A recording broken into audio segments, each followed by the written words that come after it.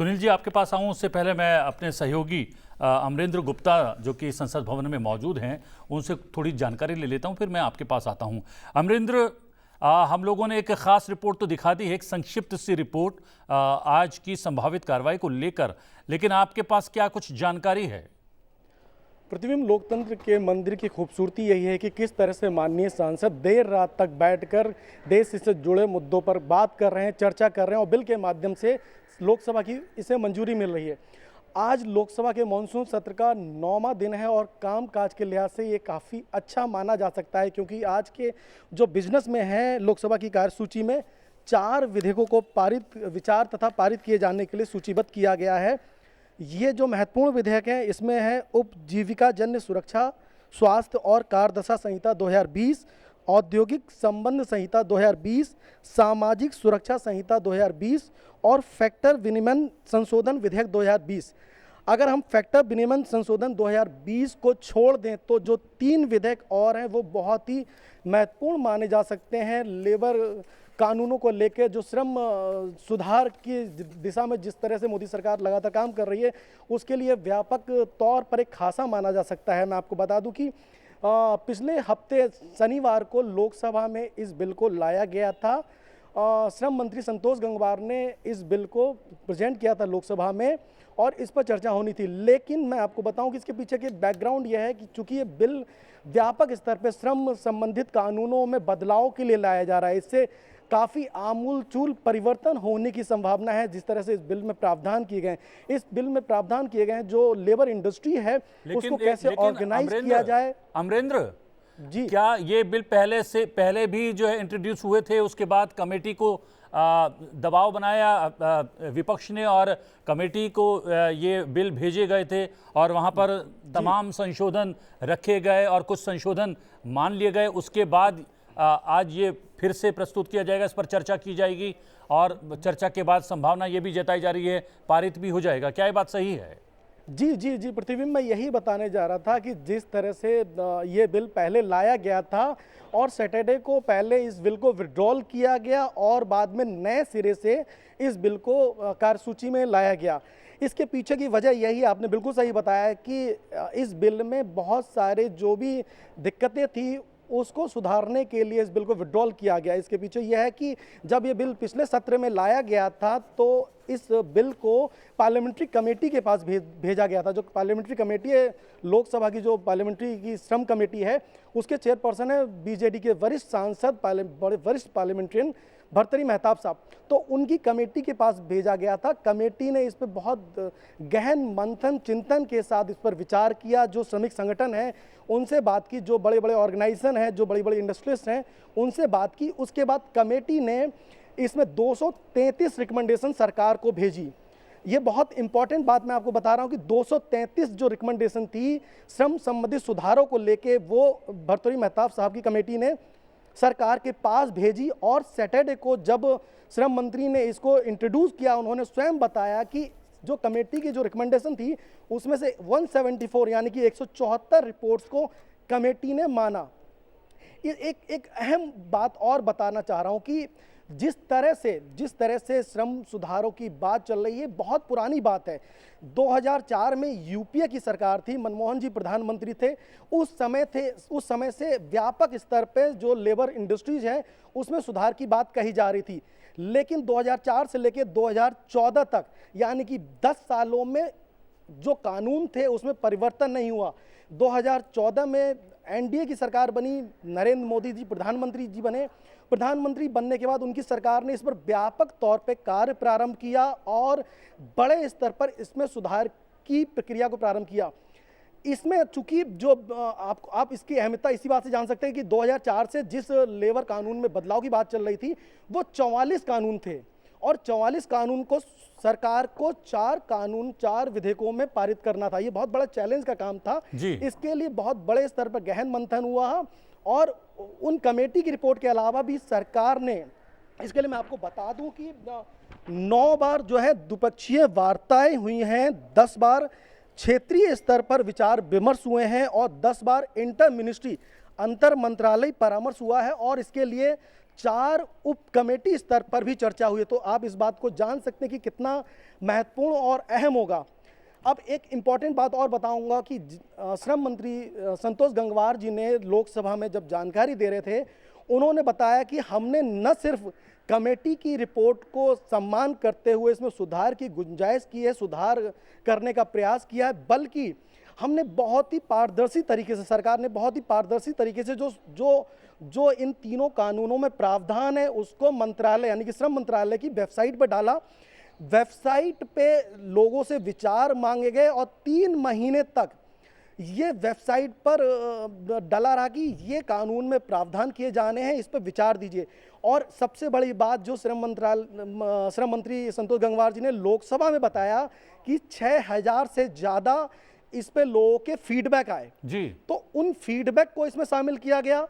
और जब रिकमेंडेशन सरकार के पास गई थी तो सरकार ने जो समय लिया, यानी कि 2019 में इस बिल को पहले लाया गया था, 2020 में विड्रॉल किया गया और सैटरडे को विड्रॉल करने के बाद नए सिरे से जब पेश किया गया, तो इस दौरान में जो मैंने बताया 9 स्तरीय जो वार्ताएं हुई हैं उनमें बड़ी बड़ी इंडस्ट्री शामिल थी, बहुत बड़े बड़े श्रम संगठन शामिल थे और इस बात की चिंता की गई कि जो लेबर इंडस्ट्री है उसमें जो उनका सामाजिक स्तर है वो किस तरह से बेहतर हो, उनको रोजगार की गारंटी मिले, उनके स्वास्थ्य की गारंटी हो, उनके परिवार की शिक्षा हो। इसके अलावा जो आर्थिक स्तर पे जो केसेज होते हैं, जो कानून होते हैं, श्रम इंडस्ट्री से जुड़े हुए जो विवाद होते हैं उसको सुलझाने के लिए किस तरह से सुगमता आए, वो भी सारी चीज़ें। अमरेंद्र, आप बने रहिएगा हमारे साथ 2 माननीय सांसद स्टूडियो में मौजूद हैं और सुनील जी के पास मैं जाना चाहूँगा, पहले सुनील मंडल जी के पास, क्योंकि बात नहीं हो पाई थी आपसे। मैंने कहा था कि मैं पहले अपने सहयोगी से जानकारी ले लूँ, उसके बाद आपके पास आता हूँ। एक बड़ा रिफॉर्म होने वाला है इन विधेयकों के जरिए और न केवल ये इस पर चर्चा होगी, इसको पारित कराने का प्रयास किया जाएगा सदन के भीतर। कितनी गहन चिंतन, बैठक, मंथन, तमाम चीज़ हो चुके हैं, सुझाव आ चुके हैं, राजनेताओं के, सांसदों के सुझाव आ चुके हैं, आम लोगों के सुझाव आ चुके हैं और उसके बाद आज चर्चा होने वाली है सदन के भीतर। कितना महत्वपूर्ण? बहुत अच्छा है, बहुत अच्छा है जी। चर्चा तो होते रहता है, बिल भी, अमेंडमेंट भी पास होते रहते हैं। बहुत गति से, पहले बताया गोपाल जी को, जो बहुत गति से काम, माने बिल, अमेंडमेंट सब पास हो रहा है। ये देखिए, आज कोरोना का महामारी का टाइम में गवर्नमेंट का पास बिल अमेंडमेंट होते रहता है, बहुत अच्छा है। काम क्या है, रुपया कहाँ है, बजट कहाँ है, फाइनेंस कहाँ है, कौन करेगा? ये हमारा मालूम है बीजेपी का ऊपर, ये जो बीजेपी गवर्नमेंट, जो हमारा जो गवर्नमेंट है, ये गवर्नमेंट क्या चाहते हैं हमको मालूम नहीं। तो हमको मालूम है जो बिल पास हो जाएगा, बिल पास होने का बाद, चर्चा का बाद वो काम नहीं होगा तो उसका सरकार का ऊपर ज़्यादा आरोप आ जाएगा। हमको ये हम बहुत दिन से देखते हैं, बहुत गवर्नमेंट भी को भी देखा। आज जो कोरोना का महामारी का दिन है, ये दिन में गवर्नमेंट का पास रियली रुपया नहीं है। बोलने से नहीं होगा, कहाँ से आएगा? आज फैक्ट्री बंद है, आज कामकाज बंद है, आज गैस पेट्रोलियम से जो रुपया आता है वो भी नहीं आते हैं, जीएसटी भी कम हो रहा है। आज ये जो गवर्नमेंट जो चाहते हैं, क्या चाहते हैं, इसका गवर्नमेंट का पास है, वो चर्चा में जो कुछ होगा। बहुत जो संतोष जी, जो हमारा लेबर मिनिस्टर, उस दिन बहुत कुछ उड्डल भी किया। मेहताब जी वेरी इंटेलिजेंट पर्सन्स, बहुत दिन से बहुत अच्छा मेंबर ऑफ पार्लियामेंट है, बहुत जानकारी भी है, बहुत दिन से है। मेहताब जी के साथ हम तो 2 टर्म में है, देखा वो जो स्पीच देते हैं पार्लियामेंट में, बहुत अच्छा, हमको बहुत अच्छा लगा। उस दिन उसका साथ बात भी हमारा हुआ। जो मेहताब जी बहुत गुड सजेशन दिया। देखो, गवर्नमेंट का दोस्त कौन होता है?